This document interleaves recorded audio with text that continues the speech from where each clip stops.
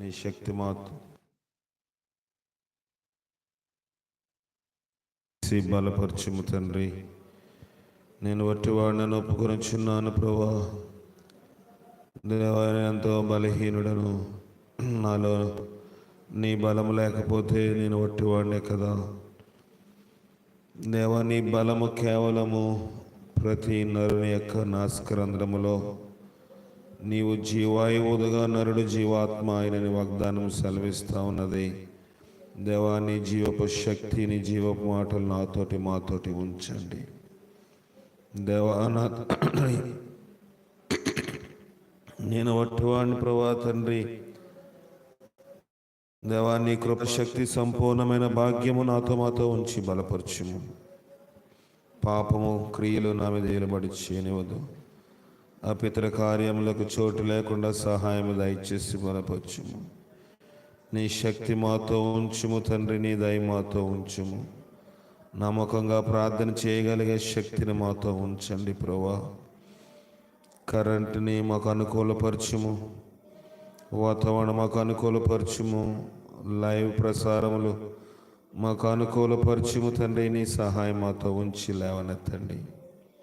ఎంతోమంది దేవతను అనేక ప్రాంతములో వాక్యము లేక ఇబ్బంది పడుతూ ఉన్నారు. మాకు విరివిగా వారమునకు ముమారు దేవా స్త్రీల కోడిక ద్వారా మరొకసారి 4 సార్లు ఇంకా గృహ కోడికల ద్వారాగా వాక్యము వినగలుగుటకు, నేను ఆరాధించుకున్నటకు, నేను గణపరుచుకుంటకు నువ్వు సహాయం చేస్తున్న విధానంకై నీకు వందనములు. ఈ యొక్క అవకాశం ఎక్కడ దుర్వినియోగం చేసుకొనకుండా సద్వినియోగం చేసుకుని నీ ఆత్మతో నింపబడి నడవగలిగే భాగ్యం మాకు మీరు దయచేయండి దేవా. నీ శక్తి మాతో ఉంచి నన్ను బలపరచండి ప్రభా. దేవా, ప్రేమము నమ్మకమైన వాడా నీకు వందనములు. కృపగలవాడా నీ పాదములకు వందనములు. జాలి గలవాడా నీ పాదములకు వందనములు తండ్రి. ఈ సహాయం నాతో ఉంచండి దేవా. నేను కోల్పోయిన వాడిగా నేను జీవించనివద్దు దేవా తండ్రి. నేనెక్కడ నీకు దేవా లెక్క అప్పచెప్పవలసి వచ్చినప్పుడు దోషిగా కాకుండా దోషిగా నిలబడే భాగ్యం నాతో మాతో ఉంచి బలపరచుము. నీ ప్రభావ మహిమలు నాతో మాతో ఉంచి మీరే మహిమ ఘనత పొందమని మా ప్రభును రక్షకుడైన క్రీస్తు ద్వారా అడిగి వేడుకొనిచున్నాం పరమ తండ్రి. ఆమేన్. ఫోన్ చేశారా? వాక్యం వినక ముందు కొన్ని ప్రకటనలు వినండి.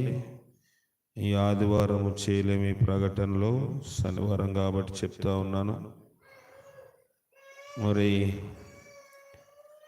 మనము వారములో ప్రతి దినం ఒకరొకరికి కుటుంబాలకి ఉపవాస ప్రార్థన పెట్టాము. కానీ మీకున్న పనులను బట్టి, మీకు వెసులుబాటు లేని పరిస్థితిని బట్టి కొంతమంది చేస్తున్నారు, కొంతమంది చేయలేకపోతున్నారు. అందుకే మనము ప్రతి బుధవారము శనివారము సంఘమంతా కలిసి ఉపవాస ప్రార్థనను జూన్ మాసం నుంచి ప్రారంభించాం. ఈ విషయం గమనించండి. మొదటిది. రెండవది, సేవలో సేవలో సహాయపడుతున్న వారు ఆదివారం ఉదయము 10 నుంచి 10:30 గంటల వరకు ప్రార్థన ఉంటుందని చెప్పాము. కొంతమంది రాగలుగుతున్నారు, కొంతమంది రాలేకపోతున్నారు. ఇక్కడ మా చెరవరపాల వారు కూడా. కనుక నేటి నుంచి ప్రతి శనివారము ఉపవాస ప్రార్థన 9:30 గంటలకు అవుతుంది.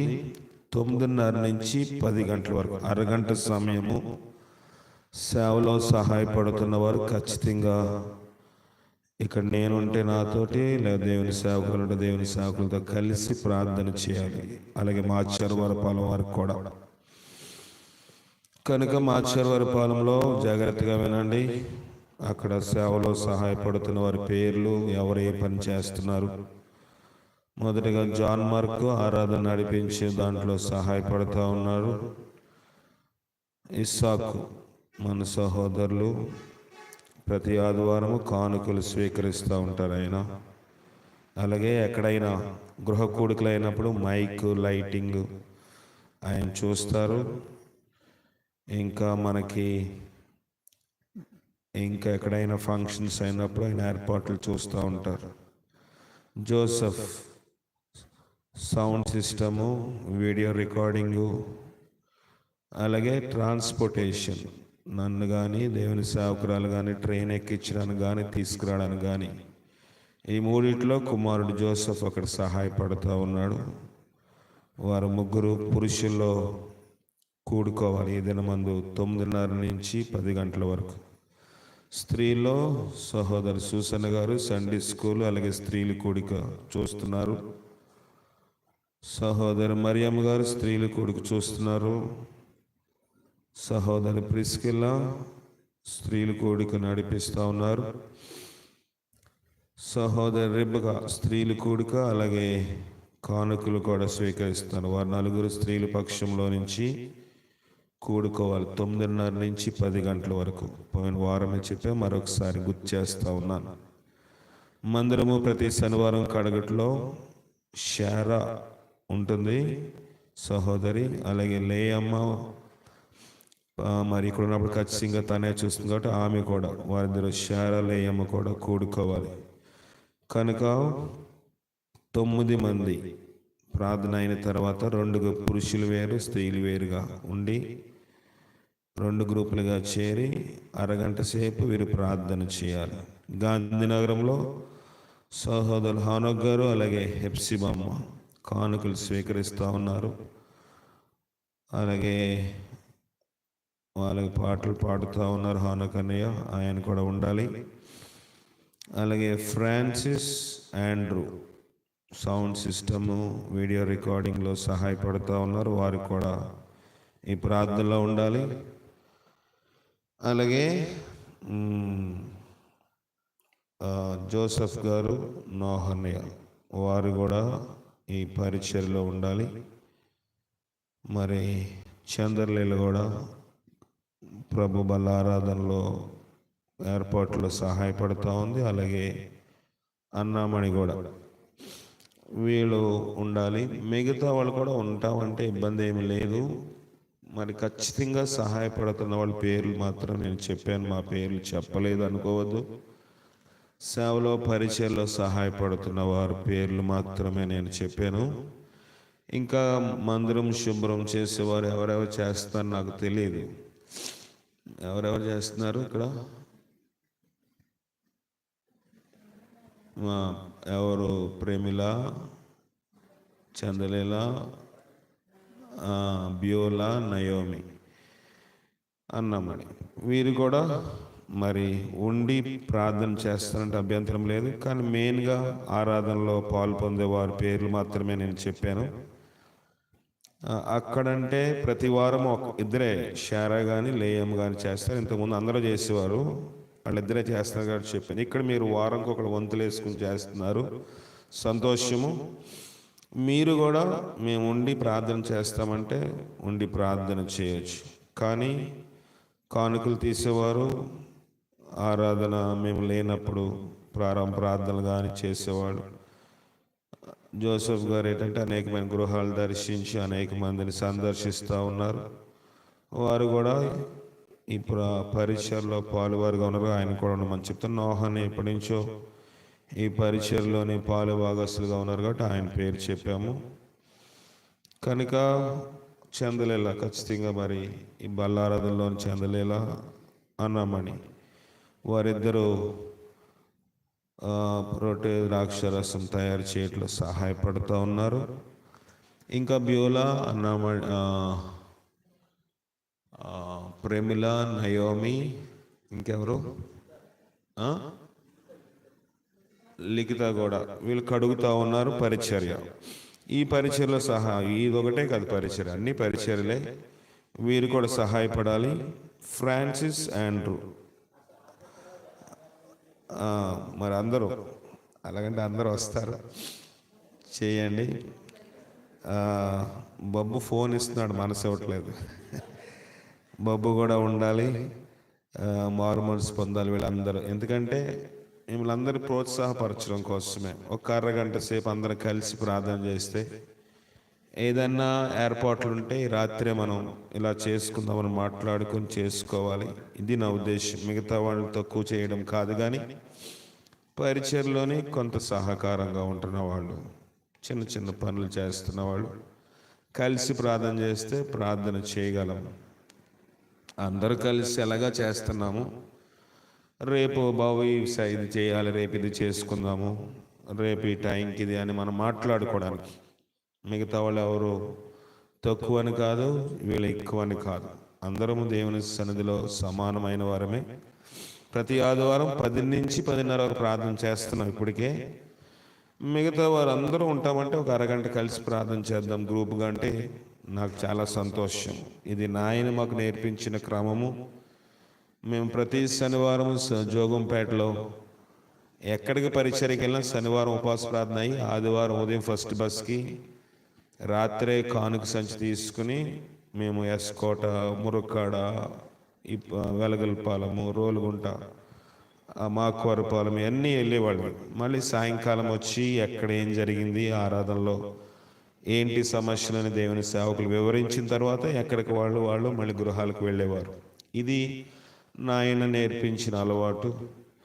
మరి మనకు అంత పరిచయం లేదు, కానీ ఉన్నవారమైనా కలిసి ప్రార్థన చేయాలి కనుక ఏర్పాటు చేస్తున్నాం. దీని విషయమై గమనిక కలిగి ఉండాలి. ఎవరో దీని విషయంలో మనసు నొచ్చుకోవద్దు.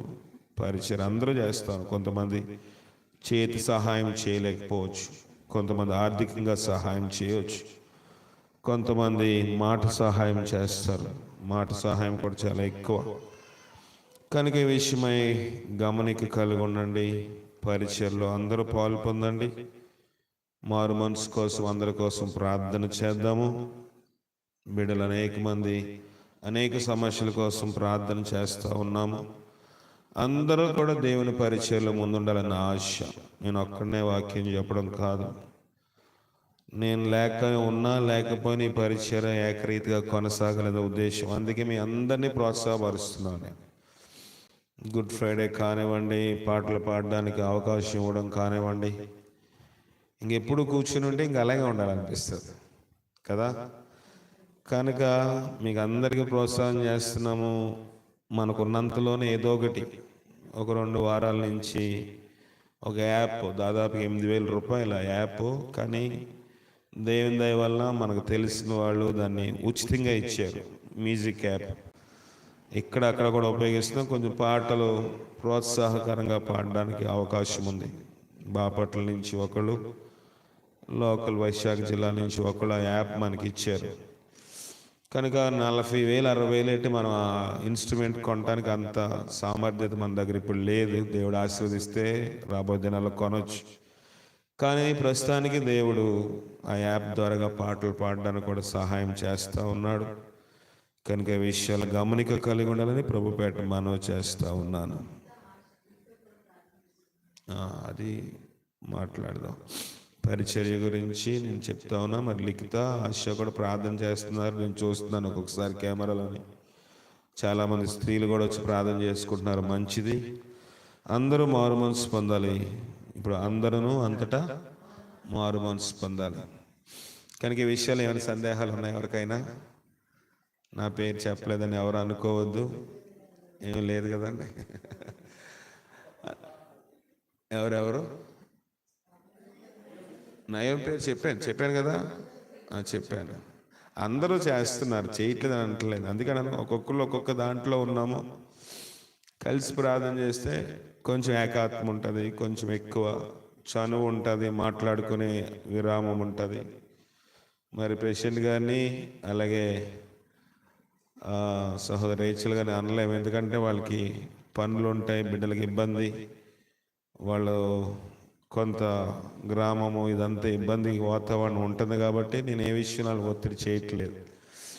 కనుక మరి వాళ్ళ కోసం కూడా మనం ప్రార్థన చేయాలి. మన సంఘంలో ఉన్నవారు గ్రామంలో ఒక నాయకులుగా ఉండము, అది ఆశీర్వాదకరము. దేవుడు వారిని బలపరచులాగా ఏ విషయంలో అయినా దేవుడు అందరికీ న్యాయం చేసేలాగా వారిని దేవుడు వాడుకోవాలన్నది మేము ప్రార్థన చేస్తూ ఉన్నాము.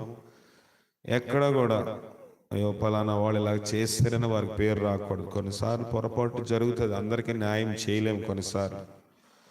కనుక అలాంటి పొరపాటు జరిగినప్పుడు కూడా మనుషులు దాన్ని ఆలోచించుకోవాలని వారి కోసం మనం ఎక్కువగా ప్రార్థన చేస్తూ ఉన్నాం. దాన్ని బట్టి ఎక్కడ ఆత్మలో చల్లారిపోకూడదని ప్రార్థన చేస్తూ ఉన్నాం.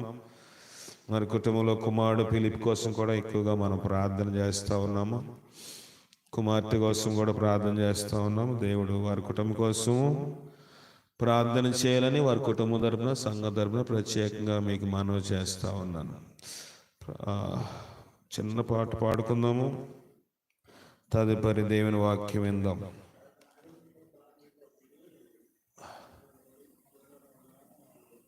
ఉపవాసం ఉంటున్నారా? సరే, మనోహర్ని కూడా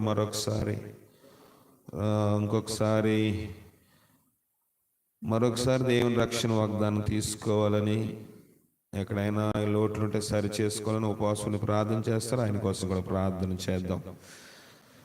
240వ పాట, మొదటి శరణము, ఆఖరి శరణం పాడదాం. ఓ సంగమా సర్వంగమా పరలోక రాజ్యపు ప్రతిబింబమా. 240వ పాట.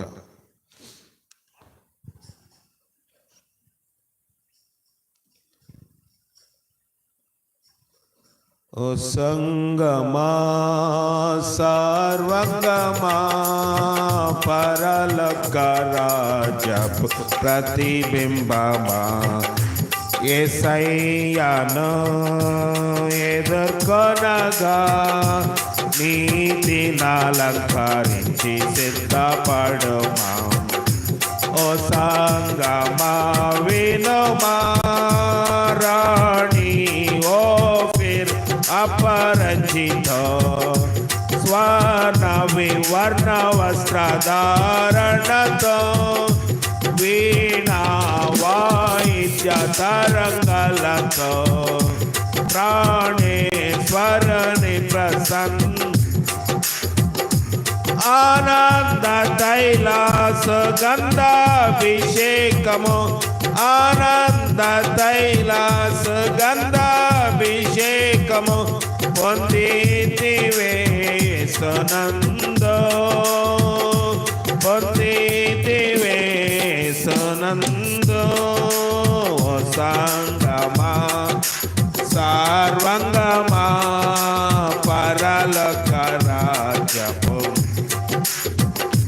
మన యేసయ్యను ఎదుర్కొనగా నీతినలంకరించి సిద్ధపడుమా. ఓ సంగమా వినుమా. 5వ వచనం, కడపటి పోరా మ్రోగగనే కనురెప్ప పాటున వడిగా మేఘా సీనుడవై నడి ఆకాశము పోగలవా. గొర్రె పిల్ల సంగమా క్రీస్తురాజు సంగమా, గొర్రె పిల్ల సంగమా క్రీస్తురాజు రారాజునెదుర్కొనగలవా, రారాజునెదుర్కొనగలవా. ఓ సంగమా సర్వంగమా పరలోక రాజ్యపు ప్రతి యేసయ్యను ఎదుర్కొనగా నీతినలంకరించి సిద్ధపడుమా. ఓ సంగమా వినుమా. ప్రభువైన యేసుక్రీస్తు నామములో మీ అందరికీ వందనాలు. దేవుని వాక్యం చూసుకుందాం. రోమీయులకు రాసిన పత్రిక 5వ అధ్యాయము. రోమీయులకు రాసిన పత్రిక 5వ అధ్యాయము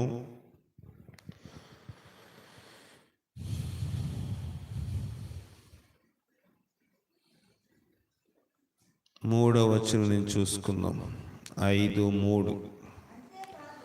అంతేకాదు శ్రమ, మైకి ఇచ్చారే లేదా, శ్రమ ఓర్పును, ఓర్పు పరీక్షను, ఓర్పు పరీక్షను, పరీక్ష నిరీక్షణను కలుగు చేయనని ఎరిగి శ్రమల యందును అతిశయపడదుము.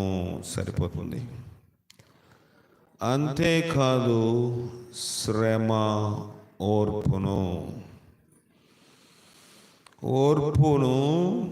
ఓర్పు పరీక్ష నిరీక్షణ కలుగు చేయనని ఎరిగి శ్రమల యందు అతిశయము.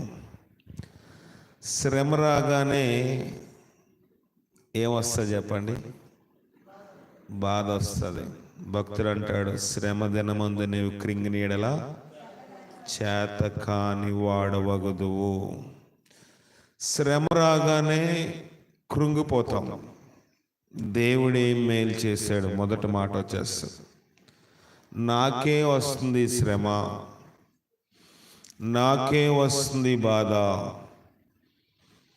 నేనే పడుతున్నాను చాలా కాలం నుంచి ఈ శ్రమ. లోకంలో అందరూ బాగానే ఉన్నారు, నేనేం తప్పు చేశాను? లోకంలో అందరూ సంతోషంగానే ఉన్నారు. లోకంలో ఎవరు ఏది కావాలంటే అది చేసుకుంటున్నారు. లోకంలో ఎవరికి ఎలాంటి లేని ఇబ్బంది నా ఇంట్లో, లేకపోతే నా గృహంలో, నా కుటుంబంలో, లేకుంటే నా వ్యక్తిగత జీవితంలోనే ఉంది అని మనం చాలాసార్లు బాధపడుతూ ఉంటాం. కానీ కొన్ని శ్రమలు మనుషులకు కనబడేటట్లుంటాయి, కొన్ని శ్రమలు మనుషులకి కనబడేటట్టు ఉండవు. రహస్యముగా అనేకసార్లు అనేక విధములుగా మనుష్యులు బాధపడతారు. తెల్ల చొక్క వేసుకున్నంత రాన్నే మనము సంతోషంగా ఉన్నట్లా చెప్పండి? అంటే చొక్కా గురించి మాట్లాడట్లేదు. సాధారణంగా తెల్ల చొక్కా వేస్తే అంటారు, ఈ తెల్ల చొక్కా వేసుకున్నాడు రా అని కొంచెం ఎక్కువ అన్నట్లుగా మనం తీసుకుంటాం. పెద్ద వ్యక్తిగా కారణము, ఒక అధికారికి కారణము, ఒక జమీందారికి సూచన తెల్ల వస్త్రములు. ఆ రీతిగా మనం చూసినప్పుడు ప్రతి మనిషి చూడ్డానికి పైన బాగా కనబడవచ్చు, కానీ లోపల ఎన్నో శ్రమలు, ఇబ్బందులు మనిషిలో ఉంటాయి. వ్యక్తిగతముగా మనం అనుకోవచ్చు, ఫలానా వ్యక్తికి ఇంత డబ్బు ఉంది, ఏం కావాలయ్యా ఇంతకన్నా ఈ లోకంలో అనిపిస్తుంది. అనిపిస్తుంది. ఏం కావాలంటే అది కొనుక్కోవచ్చు, ఏం కావాలంటే అది చేయవచ్చు. గత శుక్రవారం అక్కడ చెప్పాను, ఒక మన సహోదరి స్థిరమ్మ గారి భర్త జ్ఞాపకార్థ కూడికలో, హెచ్చరిక కూటంలో మా యొక్క బావగారు అంటే మా మేనత్త కుమారుడు యొక్క భార్య గురించి చూసినప్పుడు వాళ్ళ అల్లుడు చెప్పిన సాక్ష్యము నాకు దిమ్మ తిరిగిపోయింది. ఏంటంటే, మా ఈ గృహంలో లోటు అనేది లేనే లేదు, ఆర్థికంగా ఏది కావాలంటే దేవుడు సమృద్ధిగా ఇచ్చాడు, కానీ రక్షణ ఈ గృహంలోని లేదు. ఒక ఇంటిలో ఉన్న అల్లుడు ఆ గృహము రక్షణ కోసము పరిశీలన చేస్తున్నాడు. ఇంట్లో అల్లుళ్ళు ఏం చేస్తారు? అత్తగారు మామగారు ఏమి ఇవ్వాలి? అల్లుళ్ళు కోపం వస్తున్నాము, అత్తగారు మామగారు ఏం పెడతారు, లేకపోతే ఏం పెడతారు, మాకు ఏం తీస్తారు, ఇది చూస్తారు. కానీ ఆ గృహములోని పెద్దల్లుడు తన యొక్క అత్తగారు చనిపోయినప్పుడు చెప్పిన మొదటి మాట ఏంటంటే, గృహంలో దేనికి లోటు లేదు, కేవలం రక్షణ ఒకటి గృహం లోటులో ఉంది. కనీసము ఆమె యొక్క శవమును, ఆమె యొక్క భౌతిక కాయమును, డెడ్ బాడీని ఆమెను మధ్యాహ్నం 12 గంటలకు తీసుకుని వచ్చారు. 3 గంటల వరకు కూడా ఆ గృహంలో ఉంచుకోలేని పరిస్థితి. ఎందుకంటే ఇల్లు పెళ్ళి, 3వ రోజు పెళ్లి చేశారు కాబట్టి. కనీసము అంత డబ్బు ఉంది. నేను చెప్పాను కదా, ఆయన ఒక గ్రామ సర్పంచ్గా పనిచేశారు, ఒక జడ్పీటీసీగా ఇప్పుడు పనిచేస్తూ ఉన్నారు. ఎన్నో పదవులకు ఆయన చేస్తూ ఉండి తన భార్య చనిపోతే కనీసము ఒక ఫ్లెక్స్ కొట్టించుకుని ఇలాగా ఆదరణ కూడిక, మహిమ ప్రవేశం అని సాధారణమైన మనుషులు కూడా కొట్టించుకుంటారు. డబ్బులే కాదు, సమయం లేదు.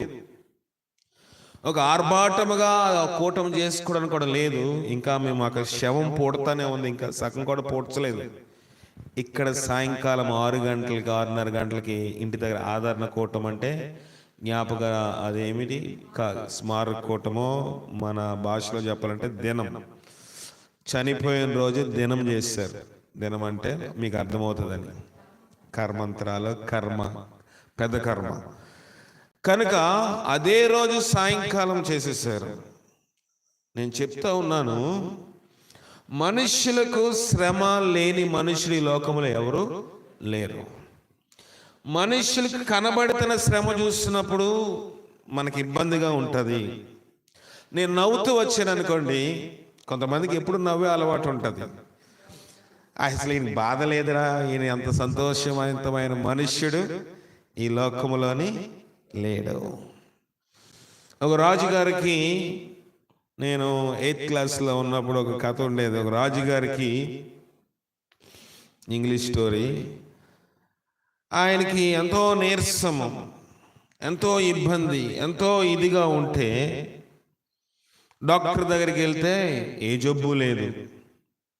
ఇంకొక డాక్టర్ దగ్గరికి చూపించారు, ఆ రాజుగారికి ఏ వ్యాధి కూడా లేదు. కానీ ఎప్పుడు ఎలా ఉండేవాడంట, దుఃఖముగా ఉండేవాడు. సరే, ఆఖరికి మరి ఎవరు చెప్పారో తెలియదు కానీ ఒక డాక్టర్ అన్నారంట, ఈయన ఒక సంతోషముగా నవ్వే వ్యక్తి యొక్క షర్ట్లోని పడుకోగలిగితే ఈయన సంతోషంగా ఉంటాడని చెప్పాడంట. ఏం చెప్పాడు? ఒక సంతోషముగా ఈ రాజ్యంలో ఎవరు నవ్వుతున్నారో, ఏ బాధ దుఃఖము లేకుండా వాడి షర్ట్లోని రాజుగారు పడుకోవాలి, ఆ చొక్కా దొడుక్కుని, అప్పుడు సంతోషంగా ఉంటారని చెప్తే రాజుగారు ఉదయమే మీటింగ్ పెట్టి, అయ్యా, ఈ రాజ్యంలో సంతోషకరమైన వ్యక్తి ఎవరున్నారో ఆ వ్యక్తి షర్ట్ తీసుకుని వచ్చి నాకు తొడిగించండి. బంట్రోతులకి, భటులకి, సైన్యాధికారులకి ఒక పెద్ద సవాలు.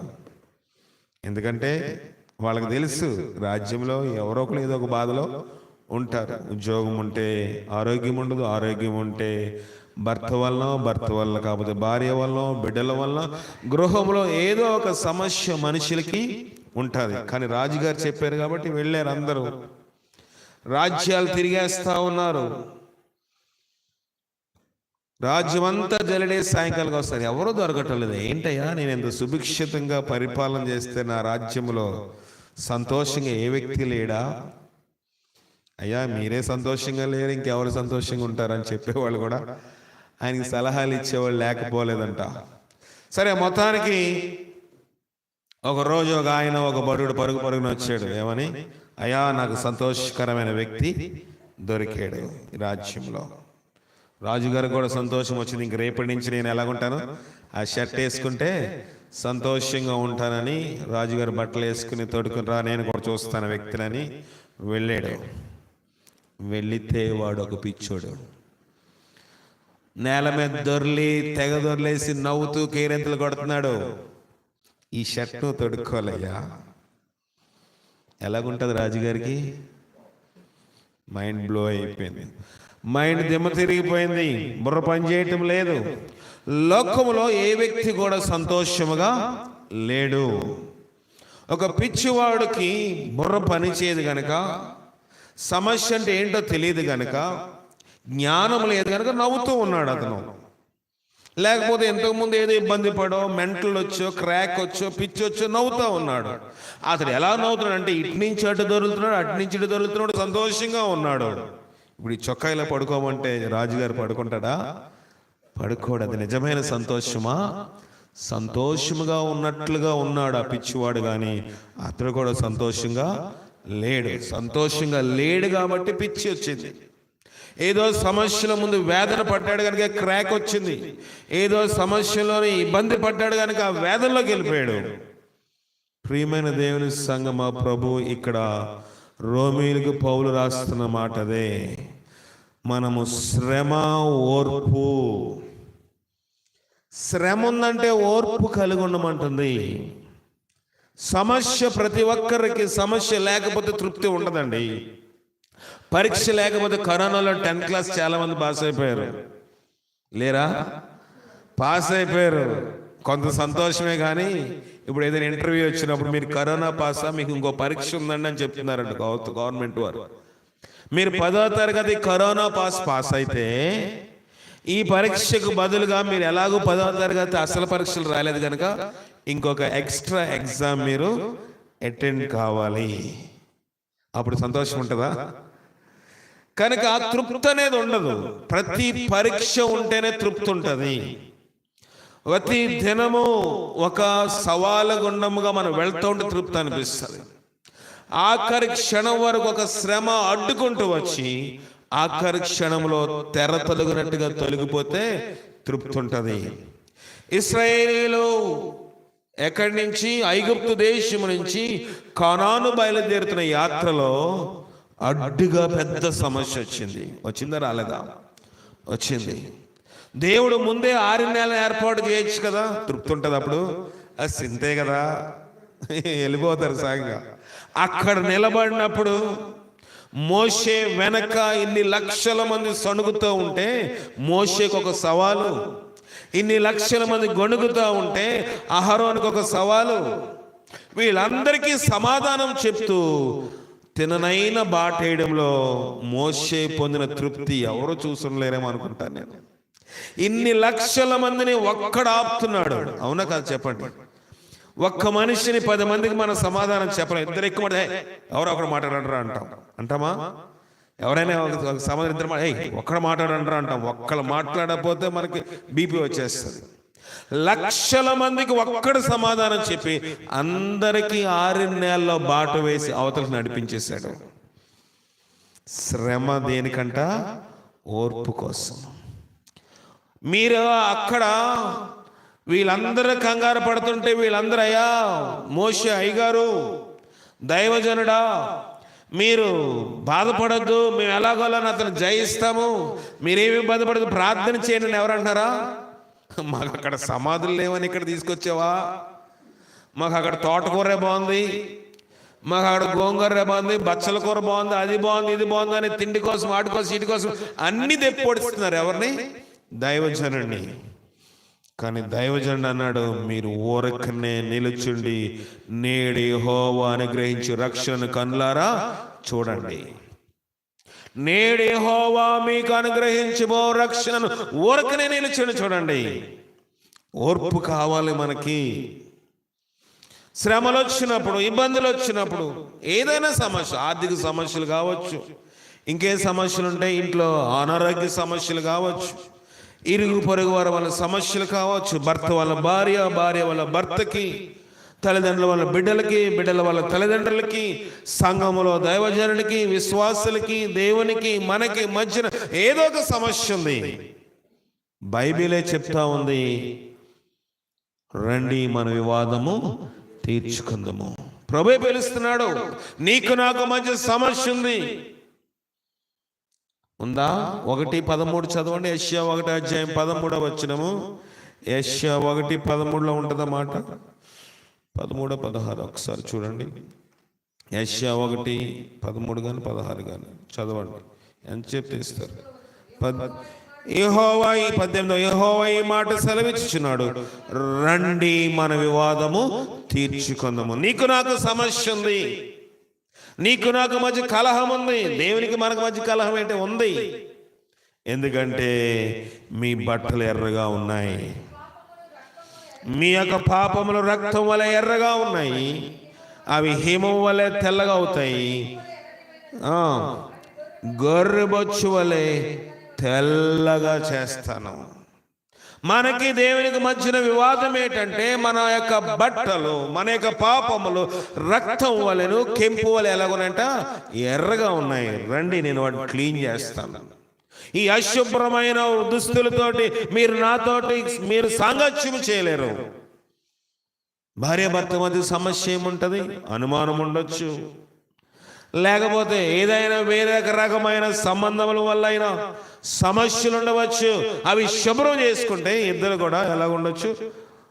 సంతోషంగా ఉండొచ్చు. ఇక్కడ పౌలు రోమీలకి ఉత్తరం రాస్తూ అంటున్నాడు, శ్రమ దేనికంటే సూచన? ఓర్పు. ఓర్పుతో చూసాము. స్కూల్కి వెళ్ళవలసి వచ్చినప్పుడు కష్టంగా ఉంటుంది, కాలేజీకి వెళ్ళవలసి వచ్చినప్పుడు కష్టంగా ఉంటుంది. మరి ఓర్పుతో ఎప్పటి వరకు చూడాలి? మార్చి నెల, ఏప్రిల్ నెల పరీక్షలు వచ్చే వరకు ఓర్పుతో ఉండాలి. ఓర్పుతో చూసాము. పరీక్షలు రానే వచ్చాయి, రాసాము. పరీక్షలు అయిపోయిన తర్వాత దేనికోసం చూడాలి? రిజల్ట్ కోసం. ఎలా చూడాలంట? నిరీక్షణ. పాస్ అవుతామో నిరీక్షణతో చూస్తాం. అసలు రాయినాడు కూడా పాస్ అవుతాడనే చూస్తాడు. చెప్పండి, అవునా కదా? అసలు ఏమి రాయినాడు కూడా ఎలా రాస్తామంటే బాగానే రాస్తానని చెప్తాడు. గుడ్డు సున్నా వచ్చే వాళ్ళు కూడా నేను బాగానే రాస్తానండి, పాస్ అవుతానండి. వాళ్ళు ఏదొక్క లోపల ఉంటుంది, పాస్ అవుతారా లేదని డౌట్ ఉంటుంది, కానీ బయటకు మాత్రం ఖచ్చితంగా పాస్ అవుతానని చెప్తారు. సరే, మంచిది. ఏంటంటే ఎక్కడైనా అవి ఇన్విజిలేటర్ అంటే లేదా పరీక్ష పేపర్ దిద్దేవాడు, మార్కులు వేసేవాడు కనీసం పాస్ చేయకుండా ఉంటాడేంటి? అప్పుడు మాత్రము ఏ దేవతకైనా ఏ దేవుడికైనా మొక్కుతారు. మొక్కరా? దండాలు ఎట్టేస్తారు, లెంపలు వేసుకుంటారు, గుంజీలు తీసేస్తారు, అన్నీ చేసేస్తారు. పరీక్షలు మాత్రం చదువు మనం గుంజీలు తీరు. పుస్తకం తీయమంటే తీనరు, ఉదయమే లేచి చదవమంటే చదవరు, ట్యూషన్కి వెళ్ళమంటే వెళ్ళరు. కానీ ఇతరమైన వాటితో కాలవ్యాపన చేసి పరీక్ష ఇంకా అరగంట ఉందనగా శుభ్రంగా స్నానం చేసి మంచిగా అన్నీ ధరించుకొని వాళ్ళ నమ్మకించిన దైవం దగ్గరికి పోయి ఏదో ఒకటి చేసి, ప్రభువా నేను ఎలాగైనా ఈ యొక్క పరీక్షలోని గట్టెక్కించేయి. సరే, మంచిదే, ప్రార్థన చేసుకోవద్దని నేను చెప్పటం లేదు. కానీ ఓర్పుతో నువ్వు చదివింది ఏది? ఓర్పుతో నువ్వు విద్య సాధనం చేసింది ఏది? ఏ సాధనము చేయకుండా నీ యొక్క ఓర్పు దినములన్నీ కూడా కాలవ్యాపం చేసేసి, నీ ఓర్పు దినం కదా ఎప్పుడైనా సరే ఆఖరికి మార్చి నెలలోనే కదా పరీక్ష రాయాలి. కొంతమంది అంటారు పరీక్ష రాయనాడు కూడా పాస్ అవుతున్నారులే, చదవనాడు కూడా పాస్ అవుతున్నాడు కదా అని మనము కాలేజ్కో స్కూల్కి వెళ్ళిన దినం మొదలుకొని ఎగ్జామ్ రాసే వరకు పుస్తకం తీయకుండా పరీక్ష రాస్తానంటే అవుతుందా? అవదు. నిరీక్షణకు ఆధారము లేదు. నిరీక్షణకు ఆధారము లేని పరిస్థితి. ఆత్మీయంగా మనం దీన్ని తీసుకుంటే జీవితమును మనము ఈ లోకంలోనికి వచ్చాము, ఒక ప్రాయంలోనికి వచ్చేసాము, ఒక దిశలోనికి వచ్చేసాము. మనకంటూ శ్రమలు వస్తూ ఉన్నాయి. మనకంటూ శ్రమ వచ్చినప్పుడు ఈ శ్రమలన్నీ కూడా ఓర్పుతోటి జయించుకుంటూ వెళ్ళాలి. మ్యాథ్స్ ఉంటుంది, మ్యాథమెటిక్స్ చాప్టర్స్ ఉంటాయి. చాప్టర్స్ అంటే ఒక అధ్యాయం ఉంటుంది. అధ్యాయం అయిపోతే అమ్మయ్య అయిపోయింది అనుకుంటే కుదరదు. మళ్ళీ కొత్త చాప్టర్, మళ్ళీ కొత్త అధ్యాయం, తర్వాత మళ్ళీ కొత్త లెక్కలు ఉంటాయి. మళ్ళీ అది అయిపోయిందంటే కుదరదు. అన్నీ కూడా ఇది చేయాలి. మొదటి యూనిట్ టెస్ట్ ఎగ్జామ్కి అయితే పర్లేదు, కొన్నే ఉంటాయి. సగం మధ్య క్వార్టర్లీకి 3 నెలలకు ఒకసారి పరీక్ష కొన్నే ఉంటాయి. 6 నెలలకి పరీక్ష సగమే ఉంటుంది. కానీ యాన్యువల్ పరీక్షకి మొత్తం అంతా కూడా గుర్తుపెట్టుకుని రాయాలా వద్దా? రాయాలి. కానీ ఇవేమీ గుర్తుపెట్టుకోను, నాకు అవసరం లేదు. అయ్యో మొదటి చాప్టర్లోని మొదటి యూనిట్ టెస్ట్లో 25 మార్కులకి 25 మార్కులు వచ్చాయి, బాగానే ఉంది అనుకుంటే కాదు. అన్ని విషయంలో ఓర్పు కలిగి ఉండాలి. అయ్యా నేను దేవుని సన్నిధిలో ఉన్న మనము ప్రతి మనిషికి శ్రమ దేవుడిస్తా ఉన్నాడు. మనం అనుకుంటాము ఈ శ్రమ ఎందుకు వచ్చిందని, కానీ శ్రమ దేవుడిస్తున్నది, మనుషులు పెట్టేది కాదు. మనుషులని శ్రమ పెట్టాలని శ్రమ పెట్టలేరు, మనుషులని ఇబ్బంది పెట్టలేరని ఇబ్బంది పెట్టలేరు. ఏదో ఒక రూపంలో దేవుడు నీకు నాకు మనందరికి ఏం పెడుతున్నాడు? శ్రమ పెడుతున్నాడు. ఎందుకంటే ఓర్పు కోసము. అగ్ని పరీక్ష బంగారం మట్టిలో ఉంటుంది. మీకు తెలుసో తెలీదో, చాలా మందికి తెలిసి ఉండొచ్చు. ఎందుకంటే అందరూ బంగారం ధరించుకోవడం ఆనవాయితీ అలవాటు కనుక. కనుక బంగారం మట్టిలో ఉంటుంది. ఆ మట్టిలో ఉన్న బంగారం బయటికి రావాలంటే ఏం చేస్తాడు? దాన్ని తీసుకుని వెళ్ళి కొలిమిలోని నిప్పుల మీద దాన్ని కాలుస్తాడు. అప్పుడు మట్టిలో నుంచి బంగారం వేరైనంత రానే అది ఒక రూపం వచ్చేస్తుందా? రాదు. దాని మళ్ళీ ఒక వస్తువుగా రావాలంటే మళ్ళీ కాల్చబడాలి. మొదటి పరీక్ష అయిపోయిందండి. మొదటి పరీక్షలో నేను మట్టిలో నుంచి ఏమైపోయాను? బంగారంగా వేరైపోయానంటే కుదరదు. రెండవ పరీక్షలో కూడా నువ్వు వస్తువుగా రూపకల్పన చెందాలి అంటే ఒక గొలుసు గానో, ఒక నెక్లెస్ గానో, లేకపోతే ఒక బంగారు దిద్దు గానో, ఒక ఉంగరము గానో, బంగారంలో ఎన్ని రకమైన వస్తువు ఆభరణాలు ఉన్నాయో ఏ ఆభరణం గానో ఒక బంగారము దిద్దబడాలంటే రెండవ పరీక్ష కూడా అది మళ్ళీ పుటములో వేయబడి కాల్చబడాలి. రెండవ పరీక్ష నిరీక్షణ. చూడండి, శ్రమ ఓర్పును ఓర్పు పరీక్ష. ఓర్చుకున్నాము, ఓర్చుకుంటే సరిపోలేదు. ఓర్పు వేరంట, పరీక్ష వేరంట.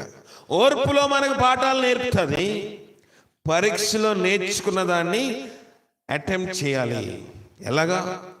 అయ్యో ఫలానా వ్యక్తి నన్ను దూషించాడండి, అప్పుడు మౌనంగా ఉండాలి. దేవుని యొక్క పాఠము నీకు నేర్పిస్తుంది ఏంటంటే ఫలానా వ్యక్తి నన్ను దూషించాడు, ఎందుకు మాట్లాడాలి అనిపిస్తుంది. కానీ అప్పుడు నువ్వు మాట్లాడుకుంటా మౌనంగా ఉంటే ఇంకొక వ్యక్తికి రేపు దిన నువ్వు పాఠం చెప్తావు. అయ్యా నీవు ఫలానా విషయంలో నువ్వు నోరు మూసుకుంటే నా జీవితంలో కూడా ఇలా నోరు మూసుకున్నాను, దేవుడు నన్ను ఇప్పుడు ఉన్నతమైన మెట్లో పెట్టాడు. అయ్యా చాలా మంది అంటారు, అయ్యా మీరు ఎలాగ పరీక్షలో పాస్ అయ్యారండి? నేను ఫలానా ట్యూషన్కి వెళ్ళానండి, ఫలానా స్కూల్లో చదువుకున్నానండి, ఫలానా కాలేజీలో చదువుకున్నాను, ఫలానా కాన్వెంట్లో చదువుకున్నాను, మా మాస్టర్ ఈయన, మా మాస్టర్ మీవిడ ఇక్కడ చదువుకున్నాను కాబట్టి నేను ఏం చేశాను? పాస్ అవ్వగలిగాను. అయ్యా మాస్టర్ కొంచెం కఠినం కదండి, కఠినమైన ఓర్పుతో నేను ఆ దెబ్బలన్నీ భరించాను కాబట్టి ఈ దినమందు నేను ఉద్యోగం చేస్తున్నానయ్యా. ఆ దినమందు ఆ స్కూల్లోని కొంచెం డిసిప్లిన్ ఎక్కువైనా, కొంచెం స్కూల్కి ఒక పావు గంట లేట్కి వెళ్తే మొఖాలు వేయించి స్కూల్స్ ఉంటాయి, బయట ఎండలో నిలబెడతారు. ఒకరోజు రాకపోతే ఒక పేరెంట్, ఒక విద్యార్థి స్కూల్కి ఒక దినం రాకపోతే నువ్వు రావడానికి, స్కూల్కి రావడానికి వీలేదు, మీ తల్లిదండ్రులు తీసుకుని వస్తేనే నువ్వు స్కూల్లోకి అనుమతిస్తాము.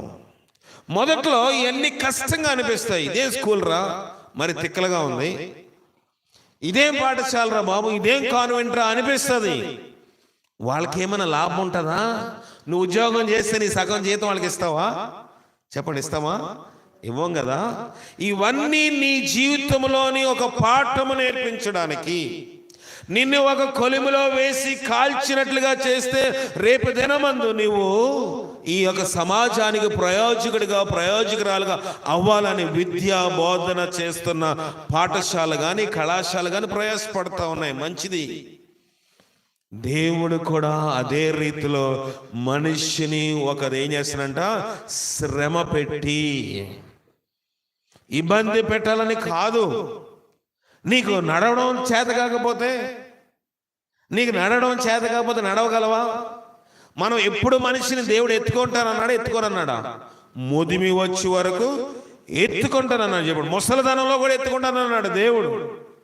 నీ తండ్రి నా తండ్రి, నీ తల్లి నా తల్లి మనం బరువెక్కే వరకే ఎత్తుకుంటారు. కొంచెం బరువెక్కే భుజం లాగుతారు, కొంచెం నడవరా అంటామా అనవా? కానీ దేవుడు అంటున్నాడు, ముసలితనం వరకు నేను మిమ్మలను ఎత్తుకుంటాను. కానీ తల్లిదండ్రులు బిడ్డలు ఎందుకు నడిపిస్తారంటే ఎప్పుడు ఎత్తుకుంటాడు, ఎప్పుడు నడుస్తాడు, ఎప్పుడో బొచ్చ మీద అలవాటైపోతే తను వ్యక్తిగతంగా పని ఎప్పుడు చేసుకుంటాడు, స్వతంత్రంగా ఎప్పుడు నిలబడగలడు, ఎప్పుడు ఇతరులకి ఆశీర్వాదకరంగా ఉండగలడు. కనుక ఎత్తుకోవాల్సిన సమయంలో ఎత్తుకుంటారు, నడిపించవలసిన సమయంలో నడిపిస్తారు. కనుక ఆ నడిచే సమయంలో బిడ్డలకి నడవడం ఇష్టం ఉంటుందా? చెప్పండి. చిన్నప్పుడు బిడ్డలు నడిపిస్తే ఇష్టపడతారా? ఇష్టపడరు. కానీ పెద్ద ఎదిగాక ఒరే ఉండరా, నేను వస్తానంటే నేను వెళ్తానులే అంటారా? ఇప్పుడు మా బిడ్డలు పెద్దవాళ్ళు అయిపోతా ఉన్నారు. నేను నీతో పాటు వస్తాను, ఎత్తుకొని తీసుకెళ్తాను. మీరెందుకు డాడీ, నేను వెళ్తానులే అంటే వ్యక్తిగత యొక్క జీవితము ఆరంభమైంది. అది ఆరంభము కాకముందు, వ్యక్తిగతమైన జీవితము నడవడం రాకముందు నడిపిస్తే బాధ వస్తుంది. నేను నడవాలని ఎత్తుకుంటే బాగుంటుంది కదా అనిపిస్తుంది.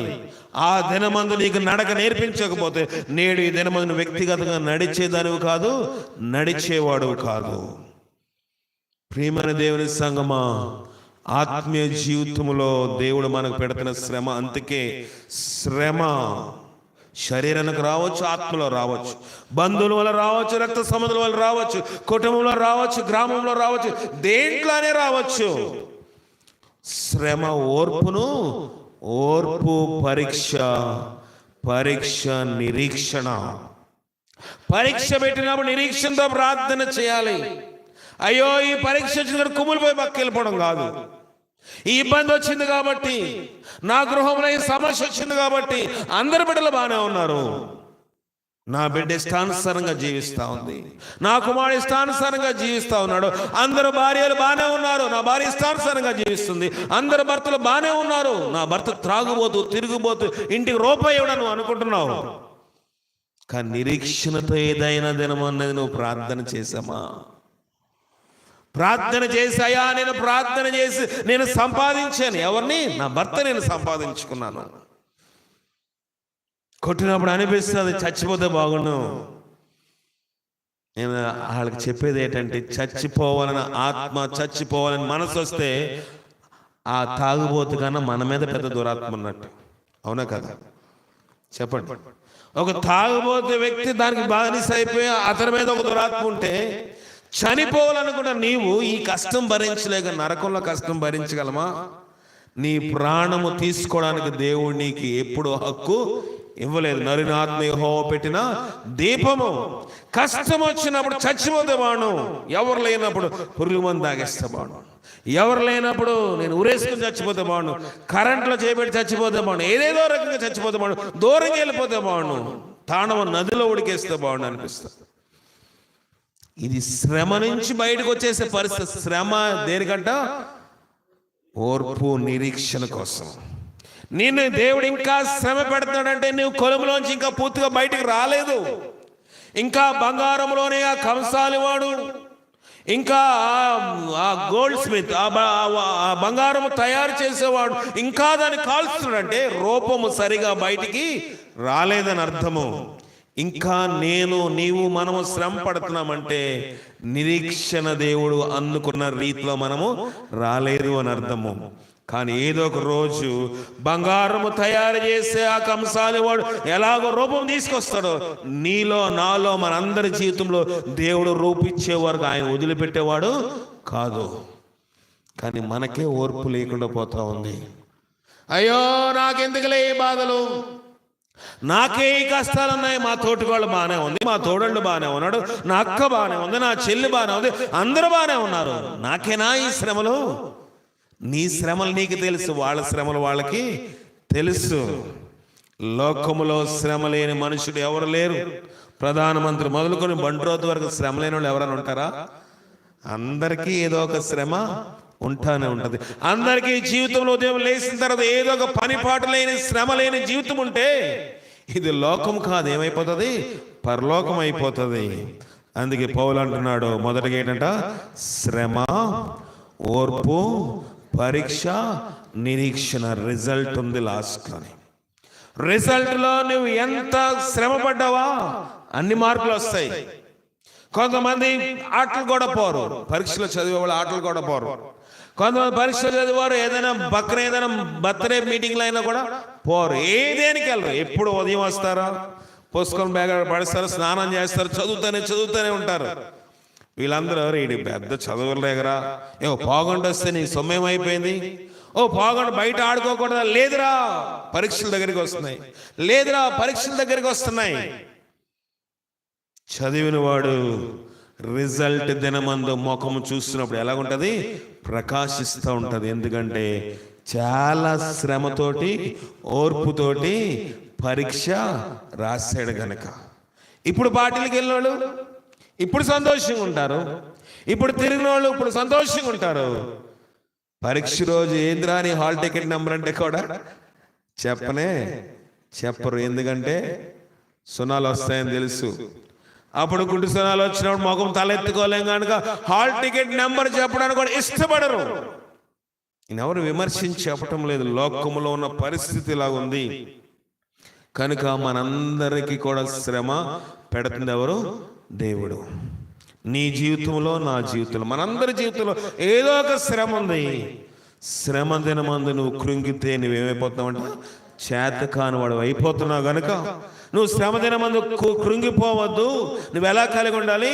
ఓర్పు కలిగి ఉండాలి. ఓర్పు ఉంటే నీకు ఒక పరీక్ష పేపర్ ఇస్తాను, దానికి అన్ని నువ్వేం చేయాలి? అటెంప్ట్ చేయాలి. అన్ని పరీక్షలు సమాధానాలు రాయాలి. నువ్వు ఇచ్చిన సమాధానాన్ని బట్టి నీకు నిరీక్షణ అనే పత్రము నేను ఇస్తాను. శ్రమ, నిరీక్షణ. నిరీక్షణ అనేది ఒక విశ్వాసము. ప్రతి క్రైస్తవుడికి దేవుడు ఇస్తా ఉన్నాడు. కానీ నీవు నేను కృంగిపోయిన స్థితిలో ఉన్నాము. ఈ రాత్రి దేవుడి ఆధారకరమైన మాట నీ కోసమే పలికిస్తున్నాడు. నువ్వెవరో తెలియదు కానీ దేవుడు లైవ్లో వాక్యం వింటున్నావో, లేదా ఇక్కడే ఉన్నావో, మా చెరపాలు ఉన్నావో, ఎక్కడ నువ్వు వాక్యం విన్నావో తెలియదు కానీ నువ్వేదో ఒక శ్రమలో ఉన్నావు. నువ్వు చనిపోవాలి నువ్వు అనుకుంటున్నావు. నీ బాధలు చూసి నీ నిరాశలో ఉన్నావు. ఈ రాత్రి ప్రభు నీతో మాట్లాడుతూ ఉన్నాడు. నువ్వు దుఃఖపడవలసిన అవసరము లేదు. నీ దుఃఖ దినములు సమాప్తములు అగునుగాక. ఆమెను ప్రార్థన చేసుకుందాం. జీవగల దేవా, నీ ఘనమైన పాదములు కొందనములు. నీ సహాయం మాకు దయచేయము. నువ్వెందు నిమిత్తమై ఒక వాక్యంతో మాట్లాడావు నాకు తెలియదు, కానీ ఎవరో ఒక వ్యక్తి దేవా తండ్రి ఇబ్బంది పడతా ఉన్నారు, ఎవరో శ్రమ పడతా ఉన్నారు, ఎవరో నిరీక్షణకు ఆధారం లేనప్పుడు నా జీవితం ఇంతే అని కన్నీరు కారుస్తూ ఉన్నారు. ఆ వ్యక్తి జీవితంలో ఈ మాటల ఆదరణ కలిగించండి ప్రభువా. శ్రమ చూసినప్పుడు భయపడుతున్నారు. నాకే ఈ శ్రమ వచ్చింది, నాకే సంతోషము లేదు, నేనే బాధపడతాను, వేదన పడుతూ ఉన్నారు. దేవా, ఏ శ్రమలో ఎవరు ఇబ్బంది పడుతున్నారు? మనుషులకు చెప్పుకోలేక, చెప్తే మనుషులు దూషిస్తారేమో, మనుషులు హేళన చేస్తారేమో, మనుషులు తెలిస్తే ఇంకా వీళ్ళు మూర్ఖులు అనుకుంటారేమో, వీళ్ళు పాపులు అనుకుంటారేమో అని మనుషులతో వారు సమస్య పంచుకోలేని పరిస్థితిలో ఉన్నారేమో. నీ దుఃఖ దినములు సమాప్తములగునుగా కొన్ని వాగ్దానం చేస్తూ ఉన్నావు. శ్రమ, ఓర్పు, పరీక్ష, నిరీక్షణని వాగ్దానం సెలవిస్తూ ఉంది. నీ శక్తి నాకు మాకు మీరు దయచేయండి ప్రభువా. ఈ రాత్రి కలశంలో మమ్మల్ని విడిచిపెట్టవద్దు, మమ్మల్ని నమ్మకస్తులుగా చేయండి ప్రభువా.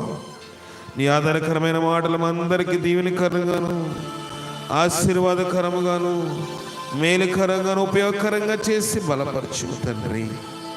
మేము ఎక్కడ శ్రమలు ఎందుకు భయపడనివ్వద్దు, ఇబ్బందులు ఎందుకు భయపడనివ్వద్దు, ఇరుకులో భయపడనివ్వద్దు. ఓర్పు దేవా తండ్రి, పరీక్ష కలిగి నిరీక్షణలకు సాగిపోయే మనసాక్షి నాకు మాకు అందరికీ మీరు దయచేసి మీరే బలపరచుము తండ్రి.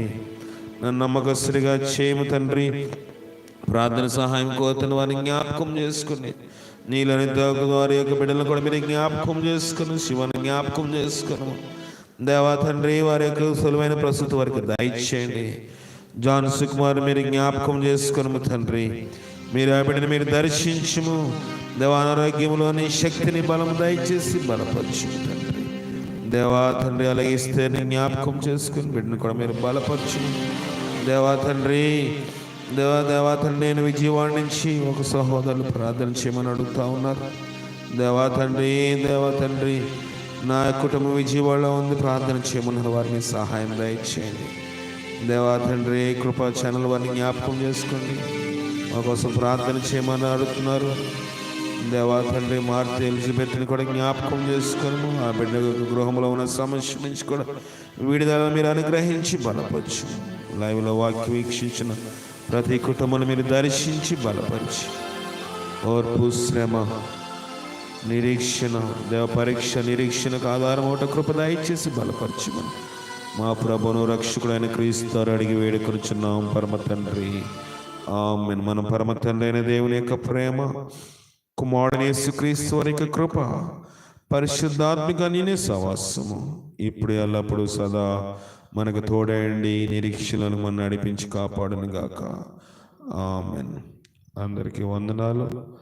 రేపు ఉదయకాలం 10:30కి ఆరాధన ఉంటుంది. అందరూ సకాలానికి రావాల్సిందిగా ప్రభు పేట మనం చేస్తా ఉన్నాను. సెలవు తీసుకుందాం.